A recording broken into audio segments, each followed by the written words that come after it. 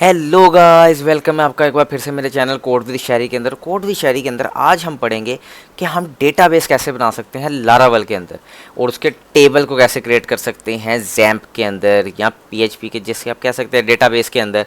तो simply SQL के अंदर हम एक डेटाबेस कैसे बना सकते हैं with the help of Laravel की मदद से। तो हम क्या करते हैं, वीडियो को स्टार्ट करते हैं, डेटाबेस बना के देखते हैं, इसकी एग्जांपल्स को रीड करते हैं और चेक करते हैं कि इसमें क्या इशू आते हैं, क्या रिजोल्व करते हैं। तो वीडियो को स्टार्ट करने से पहले आप लोगों से एक ही रिक्वेस्ट है, मेरे चैनल को सब्सक्राइब ज़रूर कीजिएगा, शेयर ज़रूर कीजिएगा और वीडियो अच्छी लगे तो लाइक भी ज़रूर कीजिएगा। वीडियो को स्टार्ट करते हैं जी। मैं यहाँ पे जाता हूँ और सिंपली क्या करता हूँ, आप लोगों को पहले एक .env की फ़ाइल दिखा देता हूँ। मैंने ये फोल्डर स्ट्रक्चर बड़ी डिटेल में समझाया था, मैं आप लोगों को एक बार फिर बता देता हूँ।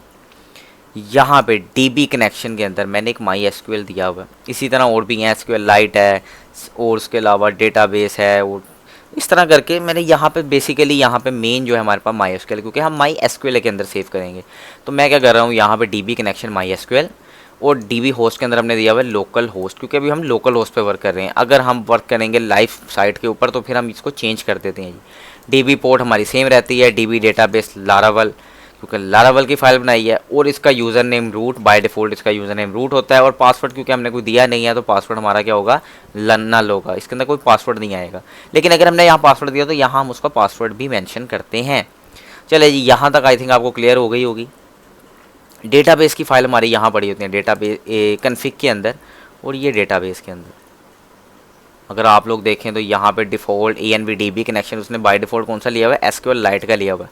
हमें कौन सा चाहिए, माई एसक्यूएल का चाहिए। तो हम इसको क्या करेंगे, चेंज करेंगे, जिसमें URL भी है, होस्ट भी है, पोर्ट भी है, database, Laravel, root, password, socket और भी बहुत सारी चीज़ें इसके अंदर यहाँ पे मिल जाएंगी। इसी तरह Maria DB, page SQL, SQL SRV, तो काफ़ी सारे इसके अंदर आपको मिल जाएंगी। डेटाबेस हमारी इस फाइल के अंदर आगे सेव होती है माइग्रेशंस के अंदर।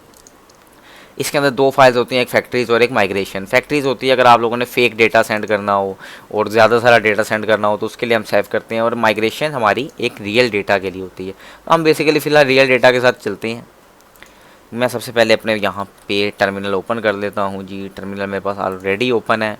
मुझे यहाँ पे क्या करना पड़ेगा, इसको मैं थोड़ा सा ऊपर कर लेते हूँ और यहाँ पे इस माइग्रेशन की फ़ाइल को ओपन कर लेते हैं। फ़िलहाल इसके अंदर कोई फ़ाइल नहीं पड़ी हुई। मैं यहाँ पे एक नया टर्मिनल ओपन करता हूँ, मैं कमांड चलाता हूँ जी, PHP आर्टिसन मेक माइग्रेशन। आप क्या करो, एक माइग्रेशन बना के दे दो, और माइग्रेशन के अंदर आप नाम रखो उसका create employ data, create employ table. आपने क्या करना है, एक एम्प्लॉय टेबल के नाम से मुझे क्या करना है, एक माइग्रेशन बना के देनी है, एक डेटाबेस का टेबल बना के देना है। मैं एंटर करता हूँ और देखते हैं जी क्या होता है। वो कह रहा है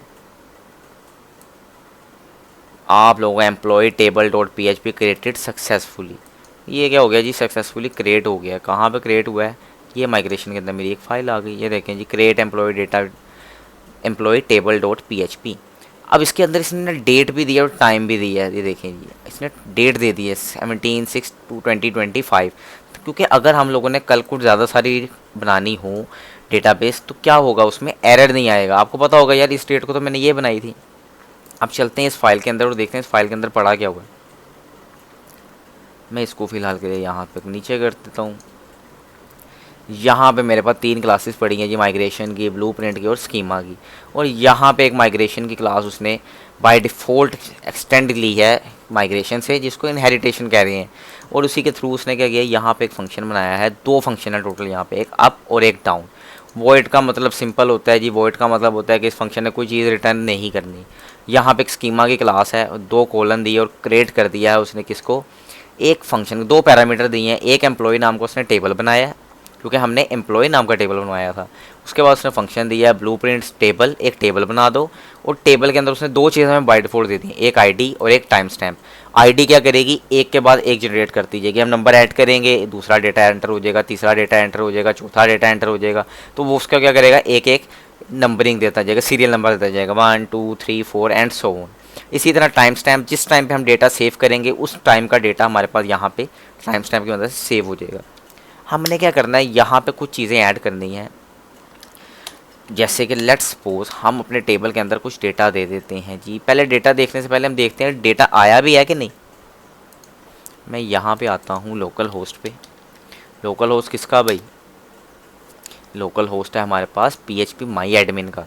डैशबोर्ड पे आए, डैशबोर्ड से PHP माई एडमिन में गए, जैम्प सर्वर हमारे पास ऑलरेडी ओपन है। यहाँ से अगर ये दोनों आपके ग्रीन है, इसका मतलब आपका जैम्प चल रहा है, कंट्रोल पैनल। मैंने इसको ओपन किया, चल जा भाई। यहाँ पे मेरे पास टेस्ट के अंदर फाइल है, कहाँ पड़ी होगी? आई थिंक टेस्ट में नहीं होगी, लारावल में होगी, क्योंकि डेटाबेस का नाम लारावल था। और लारावल के अंदर यहाँ पे एम्प्लॉय नाम की फ़ाइल आ जानी चाहिए, आई नहीं है अभी तक। आई डोंट नो क्यों नहीं आई, चेक करते हैं जी क्यों नहीं आई। स्टाफ्स की फ़ाइल पड़ी है, एम्प्लॉय की फ़ाइल क्यों नहीं है? आनी तो चाहिए थी। चलें डेटा बेच के चेक करके देखते हैं जी। पहले डेटा सेंड करके देखते हैं डेटा आता भी है कि नहीं। मैंने इसको बंद किया हुआ था, इसको ओपन करता हूँ। यहाँ पे जाता हूँ, मैं लिखता हूँ जी PHP आर्टिसन माइग्रेट।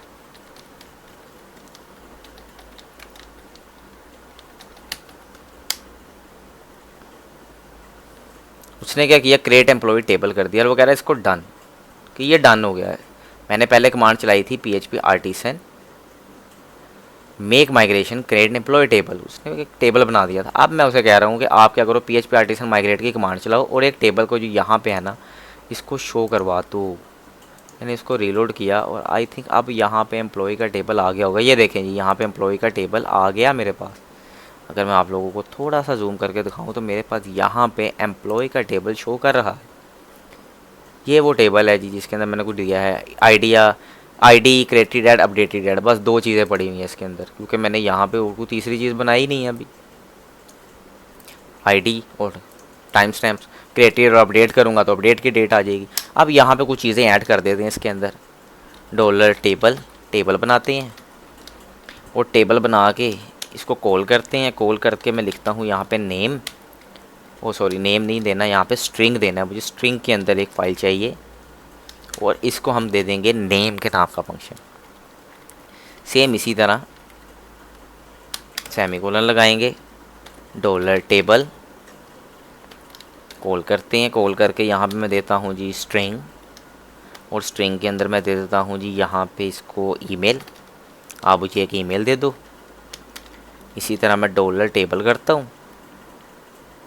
और अगर मुझे यहाँ पे यूज़ करना पड़ गया नंबर, लेट्स सपोज मुझे नंबर यूज़ करना पड़, तो मैं यहाँ पे लिखूँगा इंटीजर और यहाँ पे मैं लिख दूँगा जी मोबाइल नंबर इंटीजर में होता है ज़्यादातर।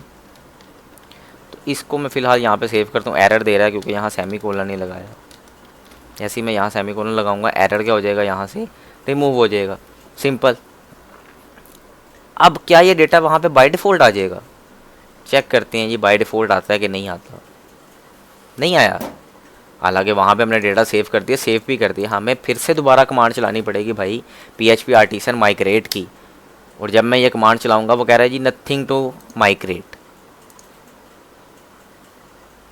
वो कह रहा है माइग्रेट करने के लिए है ही कुछ नहीं। तो ऐसे में हमारे पास एक कमांड होती है जिसको हम चलाते हैं PHP आर्टिसन माइग्रेट, और आप क्या कर दो, इसको रिफ़्रेश कर दो, पिछला डेटा को रिमूव कर दो और दोबारा से माइग्रेशन कर दो। तो ये क्या करेगा, अब सारे डेटा को उसने क्या किया, एम्प्लॉय टेबल रिमूव कर दिया, माइग्रेशन नोट फाउंड, और लास्ट में उसने फिर से दोबारा टेबल को क्रिएट करके हमें दे दिया। अब मैं इसको अगर रीलोड करूँगा तो ये देखें ID, name, email, mobile, created add, मेरे पास सारा डेटा सेव हो गया। मोबाइल का M बड़ा है, मैं चाहता हूँ जी मोबाइल का M छोटा हो जाए, मैं इसका M छोटा कर देता हूँ। फिर से दोबारा कमांड चलानी पड़ेगी जी PHP artisan migrate colon refresh, और जैसे ही मैं इसको रिफ़्रेश करूँगा पिछला data remove, next data mention, यहाँ पे इसको रिफ़्रेश किया, मोबाइल छोटा हो गया, सिंपल। क्या फ़र्क है जी? तो गाइस इस तरह से हमारे पास डेटा बेस का एक स्ट्रक्चर जो है वो बन गया। अब स्ट्रक्चर तक तो बहुत ठीक है, लेकिन अब हमने बनाना है डेटाबेस के अंदर डेटा को सेव करना है। तो डेटाबेस को सेव करने के लिए हम यूज़ करते हैं सीडिंग का प्रोसीजर, और सीडिंग के ऊपर वीडियो मैं इसके बाद लॉन्च करूँगा, तो वो आप लोग वीडियो लाजमी देख लीजिएगा। कोशिश कीजिएगा उस वीडियो को लाजमी देखिएगा ताकि डेटा आप लोगों को सेव हो जाए डेटाबेस के अंदर। तो जब तक नई वीडियो नहीं आती तब तक के लिए अपना ख्याल रखिएगा। Take care, bye bye. Video को लाजमी सब्सक्राइब कीजिएगा, चैनल को सब्सक्राइब लाजमी कीजिएगा, वीडियो को लाइक कीजिएगा और अपने कोर्स फ्रेंड के साथ शेयर भी ज़रूर कीजिएगा। और अगर कोई क्वेश्चन हो तो कमेंट सेक्शन के अंदर आप लोग पूछ भी सकते हैं। Take care, bye bye guys.